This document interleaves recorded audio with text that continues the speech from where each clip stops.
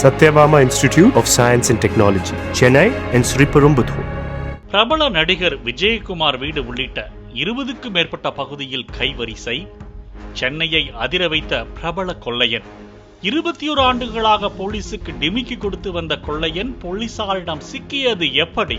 கொள்ளையனின் அதிர வைக்கும் பின்னணி குறித்து பார்க்கலாம்.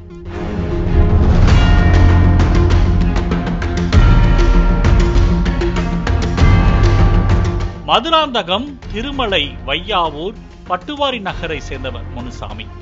இவர் பட்ட பகலில் வீடுகளின் பூட்டை உடைத்து கொள்ளையடிப்பதில் பலே கில்லாடியாக இருந்து வந்துள்ளார்.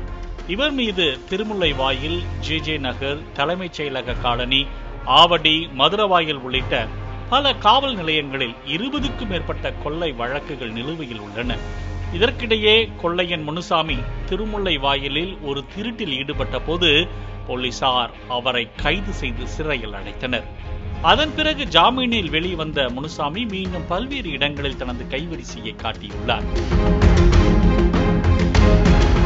குறிப்பாக 2015ஆம் ஆண்டு பிரபல திரைப்பட நடிகர் விஜயகுமார் வீட்டின் பூட்டை உடைத்து உள்ளே புகுந்த முனுசாமி அங்கிருந்த தங்கம், வெள்ளி பொருட்கள் மற்றும் பணத்தை கொள்ளையடித்ததோடு விஜயகுமார் தனது மனைவி மஞ்சுளாவின் நினைவாக வைத்திருந்த செல்போனையும் திருடிச் சென்றார். இந்த திருட்டு சம்பவம் அப்போது பெரும் பேசு பொருளாக மாறியிருந்தது. ஜாமீனில் வெளிவந்த முனுசாமி நீதிமன்றத்தில் தொடர்ச்சியாக ஆஜராகாமல் இருந்ததால் அவருக்கு பிடி வாரண்டுகள் பிறப்பிக்கப்பட்டன. அதைத் தொடர்ந்து தலைமறைவான முனுசாமியை பிடிக்க போலீசார் பல்வேறு இடங்களில் தனிப்படை அமைத்து தீவிரமாக தேடி வந்தனர். இந்நிலையில் மதுராந்தகத்தில் பதுங்கி இருப்பதாக திருமுல்லைவாயில் போலீசாருக்கு தகவல் கிடைத்தது. இதையடுத்து அங்கு விரைந்த தனிப்படை போலீசார் செங்கல்பட்டு மாவட்டத்தில் வையாவூர் பகுதியில் பதுங்கியிருந்த முனுசாமியை சுற்றி வளைத்து அதிரடியாக கைது செய்தனர்.